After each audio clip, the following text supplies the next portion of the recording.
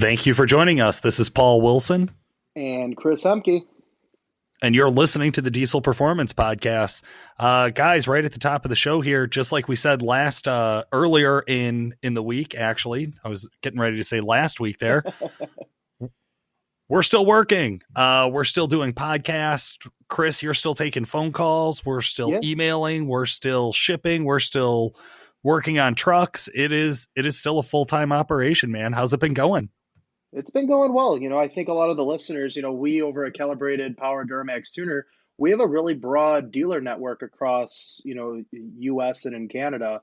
So there's a lot of, key players and shops that, need us for assistance, and of course, end users. So, it's been the common theme of, oh, wow, you guys are still even open. You guys can still help. You guys can still support. So it's been really cool, working with a bunch of people the last couple of weeks, trying to finish up some projects now that they have a little bit more downtime. But yeah, guys, if you guys have any questions, feel free to give us a call over at the shop. We'll be glad to help, answer anything or, kind of move forward with, your own personal project and build. So, hey, speaking of a lot of, go on. Go ahead, Chris. Okay, well, I was just going to say, speaking of your own build, one of the things you should consider is a blog that Nick Pregnitz from Duramax Tuner just wrote. We just published that on Diesel Tuner's blog, and that's Horsepower versus Heat. Chris, have you had a chance to kind of glance over that? I did. It covers a lot of basics. At the same time, it really keeps a lot of times guys call in the last questions, and most of those questions correlate with horsepower and heat, whether they realize it or not. Sure. So, when they talk about, well, I want to tune my truck, I want more power. Well, why can't I tow in this horsepower tune versus this horsepower tune? And some of the basics that you gotta kind of keep in mind that I feel Nick did a really good job touching on is the balance between heat and power. This is where like your tow tunes come in, for an example. Or like what horsepower? What is horsepower overhead? Yeah, that's a big one for me. Right. And then, how much power do you need? And a lot of that comes into a reference that I use, like with a lot of tractor guys. Guys will call in, whether it's a tractor or truck, it doesn't really matter. They want more power. Well, what do you need that power for? How much power do you need? Do you think? And then we can kind of back into how much power is it going to take to fulfill what you're after. Absolutely, man. Yeah. So great blog, and it's one of many that are getting published. So if you guys are following along at Diesel Performance Podcast, we're going to start sharing more of those blogs on the Facebook page. We encourage you guys, hey, if you're in the Diesel Performance Podcast fans group, God, that name is long. If you're in the group, post some topics you want to see us write a blog about. Ask some technical questions. Really, this is a great time that if you're available, engage with us, right? If you can, if you're not one of the people who are still slaving away there, get a hold of us, man. Ask us some questions. Find out what's going on with your truck. Ask those technical questions that you've always kind of wondered about. We'd love to engage with you. We'd love to work with you guys on that stuff. And we'll take it one at a time there and try to really give you that type of attention to answer your question to the best of our ability. Somebody else who's great at answering questions is also great at releasing new products. That's WC Fab. So they also just recently, within the last month, have released the 2017-2019 L5P Duramax 4-inch full air intake kits. Chris, have you seen these on their website or on Facebook? Yeah, we were talking about it in the last episode. The final product videos that WC Fab released, man, and that blue color that they have, it's a really good looking kit. It really spices up the L5P engine bay for the guys out there, that are looking to pretty some things up there. It's a really nice kit to work off of. And most importantly, it's not just there for the glam, it's there for improved performance, improved airflow, improved efficiency, getting the truck to respond a little bit better. So hats off to those guys, man. Their work speaks for themselves. 100%. Somebody else who's right along that line is Exergy. I recently came across just a nice plug from them, or a nice plug about them on the Sportsman injectors. So the Exergy Performance Sportsman injectors are roughly 10% over stock. They're a great upgrade for a completely stock truck or a slightly modified truck. So if you have a little bit bigger turbo, you have a drop-in turbo, something like that, a built trans, these are going to be a really smart investment if you're already replacing your stock injector. So instead of going stock for stock, you grab a set of Exergy Sportsmans, wildly affordable when compared to bone stock. I would say about the same price. And what's great about it coming from Exergy is we know that it's balanced and tested within tighter specifications than any other OEM. So nobody else does it quite the way they do. Well, no, I think another thing, a lot of guys have, been questioning injectors. I feel I've been going through a raft of injector questions recently. A couple other things to consider is they don't mass produce injectors. So when they build a set, even the Sportsman line, they build them per set. So if it's a Cummins, it's in that specific set of six. If it's a Duramax, it's in that specific set of eight. And to hone in a little bit more directly, they'll actually provide flow rate sheets of where the injectors flowed amongst the set to show the tighter tolerances and what you're actually buying for the money. So when guys are looking, don't look any further. I would say the Exergy line, they stand behind their product. They work really well in the big injector. When you're talking about performance and high horsepower competition builds. So they got to know a thing or two when it comes to the stock replacement stuff. So hats off to them.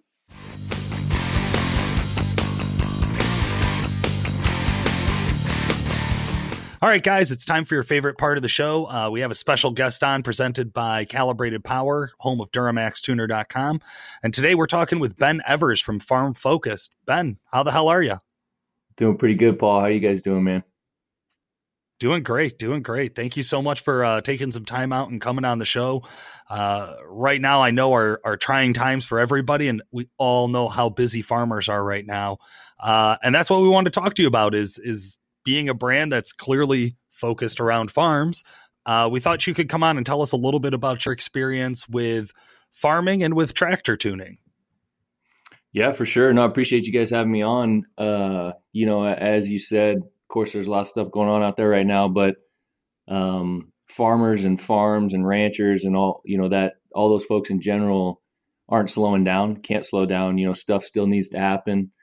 And I think, to a point, truth be told, being in the rural area, maybe we feel a little bit less susceptible to some of the things that are going on. You don't see a lot of folks every day in big groups, but coming up here soon it's planting season. Some guys are in our area are getting out already, but certainly by the middle of next month, and that can't be missed. It has to be done. So for me, as far as farming goes, I grew up and my family has a horse farm. We live out in the country, moved out there when I was about 8 years old. Everyone around me or around us row crops. So I have a lot of friends who do that and help them with that every year.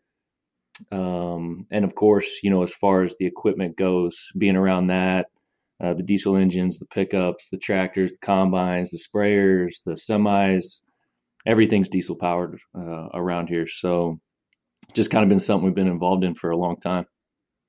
That's awesome, man. It just brings a smile to my face hearing about all the diesel running through a farm. It's one of those that it is. It's a good reminder, man, that it's everything there, right? So they all, especially nowadays, have quite a bit of similarities. When we talk about truck tuning, we talk about tractor tuning, a lot of the principles are easily crossover. Increased rail pressure, more boost. We all know that makes more power. Custom tuning being something that from the truck side, I think most people understand the benefits of doing a custom tuning and things like that, but it's not really the same with tractors. We don't do a whole lot, if any at all, sled pull tractors. We really do guys who use their tractors in the field for practical purposes. Tell me a little bit about what tractor tuning is for those guys. Yeah, so as long as I've been involved in this, probably the last 4 years now, to your point, I think I've had one guy that we built some tunes for that was sled pulling it in the county fair, and it was a pretty funny story. I mean, he just flat out kicked everybody's ass, and they couldn't understand what was going on. But besides that, it's all for work. Tractors, as I said, tractors, combines, sprayers, semis, all your heavy duty equipment.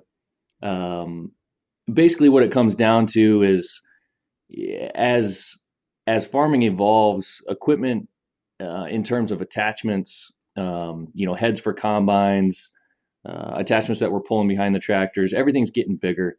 The acres are getting larger, farmers are covering more ground, they need to be more efficient. And their equipment has to be able to get the job done And some of the stuff that they own today maybe worked, but now, with the new attachments or whatever, something bigger, it doesn't quite work as well. They need that additional horsepower. They need that additional ground speed, those types of things. So that's exactly where we come in, and it just flat out works. I always love hearing that when it's a situation where we can legitimately solve a problem. So this, you have somebody who's been out there working and using this equipment for a long time, and God knows we all understand tractors are not cheap. So when you need that bigger head, when you need that bigger attachment, you end up in a real kind of stuck situation of what do you do? Because going in to trade in for a new tractor is, like I said, just astronomical. So it's good to hear that we're able to jump in on those and we're able to execute with those as best we can, right? So And it's what you touched on right there is no secret. As far as farming goes, farmers in general, especially row crop commodity style, are not making a lot of money. Commodity prices are down. They've been down for a number of years. So guys are trying to stretch their equipment out, trying to make stuff work longer, make stuff work better, be more efficient. So, I mean, that plays right into that. Absolutely. And it's one of those things that, to me, it seems like we've been doing this forever, right? And I know you've been around tractor tuning a long time as well and tuned a lot of tractors yourself. But there's still, I'm sure, just regular everyday people who have never heard about tuning a tractor before. What kind of questions do people ask when they first hear about tractor tuning? Yeah, so we talk to guys, every day and get a number of questions. The primary ones are things like, is this safe? Is this going to put more wear and tear on my machine? What should I be worried about? Is my machine built for that additional power? Those types of things. And the answers to those things in general is that for working through us and working through Calibrated Power Solutions, it is safe. And the reason that it's safe is that because we've been around it for long enough now, Calibrated has been writing tunes for long enough now that we know where these machines can go before they'll start having trouble in terms of power, horsepower, and torque. And we stay within those limits as a rule for our business. When it comes down to it, for most guys, if you pay attention to the models in the series from about any manufacturer, they're using the same motors, they're using the same internals. In most cases, they're using the same injectors, very similar sized cooling systems, drivetrain, all these kinds of things. They're just at different power levels from the factory, and that power is coming from the software. So we've been able, through Calibrated, to get in and make those adjustments just the same as the factory would when they're sending it out. So as far as being safe, yeah, it's safe. Now, you can certainly write some tunes and push a machine to where maybe it wouldn't be considered safe in terms of the undue stress that it's going to put on the internals. But we don't do that. We let the guys know, here's where it's at, here's where you can be, here's where we're comfortable taking it. And then if they're good with that, then they're good. If they want to go bigger and we don't feel comfortable with it, then we don't. There's a lot of ways to write tunes, and obviously we're not going to get into details of that, but there are tuners out there that are putting tunes together in ways that aren't necessarily safe.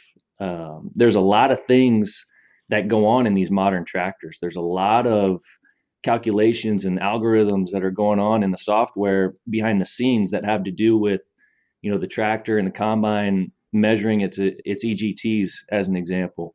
There's a lot of factors that go into that. So when you go in and you write, just a quick and dirty tune, and you don't have the research and you don't know what's going on, you can cause issues with those types of measurements. So you have to be smart about it. And certainly Calibrated Power is. With what we're doing out here in the field, we run a mobile PTO dyno. So when we're face to face tuning these machines, we're testing before, during, and after. So we know exactly what the results of these tunes are, and how the machine's going to respond, from a number of different angles. And then once again, just in the name of making sure that everything's safe and that everything's operating the way that it should be. Gotcha. Yeah, no, absolutely. And I think that's number one, the thing that I get guys pushing back on and asking about as well, because it's always one of those things that it's easy to look over, right? Like, well, you're adding horsepower, you must be adding risk. Well, actually, with the way custom tuning works, like especially like you said for calibrated power, all of the safety features are still in the tune, just like it is from the factory. Your tractor will tell you when it's getting too hot. Your tractor will tell you when it's overworked or when it's not able to keep up with the amount of fuel supply requested. It'll warn you generally well before anything dangerous is going to happen. And I know you've done a lot of tunes in person, like you said, with the dyno and running peak power runs, which are something that I think guys in tractors definitely see the peak power more often than a guy in a truck, right? Just because you're out there working it and you actually need that power. But we don't. It's just something we don't deal with, right? Like we just don't deal with having issues, mechanical issues with tractors after you've tuned it. It's extremely rare. I think for most like quality custom tuners, and I would say I can't remember it happening here at Calibrated Power. Some of the other questions I know I get asked are about emissions equipment, and I usually like to tackle this one on just kind of straight on the head, Ben. We don't turn off emissions equipment. Do we see some failures in NOx sensors and, God forbid, some early generation, some tier 3 DPF and EGR failures? Yeah, man, it happens. I don't think it happens nearly as often as people who maybe have experience from that first generation of trucks think it does. Most often, I really see emissions equipment last. I really see guys put a tune on the tractor and it lasts, like you said, just like it would if the factory would have put that power rating on there. What do you think? Yeah, I mean, obviously we're pretty close to this equipment, and in terms of emissions, you're right on. I mean, we're not shutting emissions off. We're not interested in doing that, but for the most part, there's not a reason to. And I know that's kind of the things you were touching on there. And here's the reason why there's not a reason to. This equipment gets worked. As you said, the tractors are typically running at their peak power range. And a machine being operated in that circumstance, that's when the emission system is doing its best. More than anything, what I run into with the guys asking about the emissions and they're worried about them is that they just don't really understand them. And it's really two things that we run into. It's the DPFs and the DEF system. Guys are worried about those DPFs clogging, it putting them down, having trouble, the regen frequency, so on and so forth. But if these machines are being operated the way that they're designed to be operated in terms of, they're not sitting around in the yard for hours upon hours idling.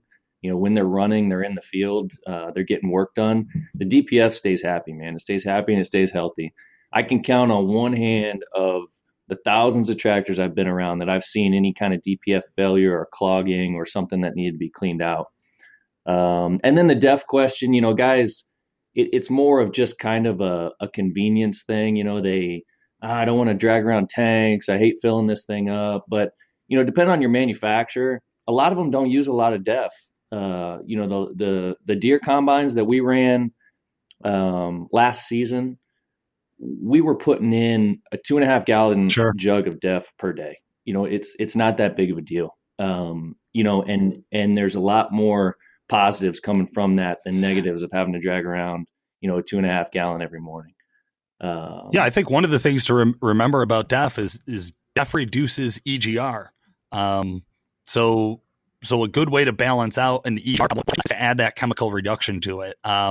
Do I want emissions equipment on all my diesel engines? No, of course not. If we could live in a world where that wasn't required, great.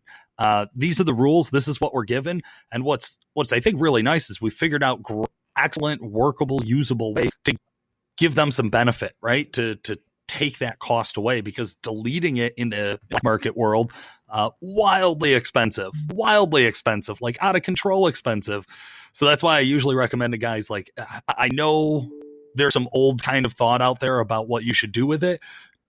No, you're right. And there's a right. Another thing to keep in mind that I talk through with a lot of guys, if you want to go in and you want to find someone, like you said, on the black market or whatever, to shut off your DEF system, what you have to think about is down the road when you're going to be trading that machine in, because very few farmers with modern day equipment are keeping those things until the wheels fall off. At one point you're going to be upgrading them. That when you do that, to try to reverse that is going to be an absolute nightmare, and no dealer is going to take it on trade. So, just work with it. Let the system work the way it needs to work. You mentioned EGR. If I were to say, in terms of what I've seen out in the field, where we've had failures, like you said, it's on the early tier 3 EGR machines, and the reason why is because they're getting age on them. But I work with a number of different, or I know a number of different technicians in the area as well, and it's as simple as putting on a new valve and they're back up and running. Worst case, they get a leaky cooler or something along those lines. You can put one of those on and you're back up and running. They're not that hard to change. So, I mean, as far as failures go, that's all I've seen, and it's on older machines, and they're pretty easily rectified. And I'm so glad you bring that up, because I always laugh when I hear this from like, again, more in the truck world, with guys with an LB7 that are like, oh, I'll never buy a new truck with all that emissions equipment. I'm like, bro, how much have you spent repairing the stuff that just got old? Like, your injectors just got old at some point, you had to replace them. Your trans just got old at some point, you had to replace it. Parts just get old. Emissions equipment, non-emissions equipment, like, eventually there are just some mechanical and some maintenance failures out there that you just have to repair. That's a part of owning any piece of machinery. So yeah, no, I think that's a really good take on that, Ben. I appreciate that. One of the last things I wanted to hit on today was, I know this is, like you said, ramping up into your busy season, where I think pretty much once everybody's planted, your ball's out with a lot of other things that Farm Focus does. Tell our listeners more about the rest of Farm Focus. What do you guys do just besides tractor tuning? Yeah, man. So, as a brand, Farm Focus, when we started, the idea was to bring farmers around the country and even beyond, in some cases, different efficiencies to the farm. So obviously with the diesel tuning, we bring that efficiency in terms of increased power, in many cases fuel savings, increased ground speed. Again, as I said, able to operate larger heads on combines, larger implements, so on and so forth. We also work primarily with local guys because it's very labor intensive on some soil health solutions. So we work on products that they're using during planting time that help make their fertilizers more efficient, reduce inputs, so on and so forth. So those are some pretty cool products. That topic of soil health is big time now, and any farmers that are listening to this podcast will know exactly what I'm talking about. And then third, Farm Focused was started as a bit of a lifestyle brand as well. We're a brand for rural folks, for folks who identify with farming and ranching lifestyle. So we do a lot of merchandise, a lot of apparel. Our website, farmfocus.com, has all that stuff on there. We ship that stuff all around the world. And that has evolved to working with a lot of these social media personalities, farming YouTubers, that we help with their branding, their merchandise representation. We do the production in-house, the graphic design, we're printing the shirts, getting the hats, inventorying, doing the shipping, the day-to-day customer service. And that in and of itself has become a full-time job. So the business, I'm proud to say that we're more than just a brand and t-shirt company. I have to be getting my hands dirty, man. I got to be out in the field. I love working directly with farmers and ranchers. So the tuning, the soil health, that stuff will always be a part of what we do and a part of our brand and a part of our identity. And, and the branding and the merchandise continues to grow. So that's really who we are. That's awesome, man. Well, again, thank you so much for taking some time out of your very busy schedule to talk with our listeners and kind of explain a little bit more about tractor tuning and what are some of the ins and outs of it. I'm sure we'll have you back on the show in the future. Anybody you want to give a shout out to? Man, shout out. Not necessarily, other than, especially in terms of this particular topic, Calibrated Power, man. I mean, obviously people listening to this podcast, it's no secret who Calibrated Power is. We partnered with the Calibrated Power Boys, man, probably 3 years ago now, and it's been one of the best business decisions for us. We're kind of out there doing the installs, doing the testing, helping make the tunes a little bit more accurate with the dyno. But Calibrated Power, is the muscle behind the software engineering, and it just works, man. There's honestly, there's nobody better in the business in our industry, and I'm just looking forward to many more years to come with that. Absolutely. Well, thank you so much for the kind words on behalf of all of Calibrated Power. And listeners, for today, this has been Paul Wilson. Thanks for listening.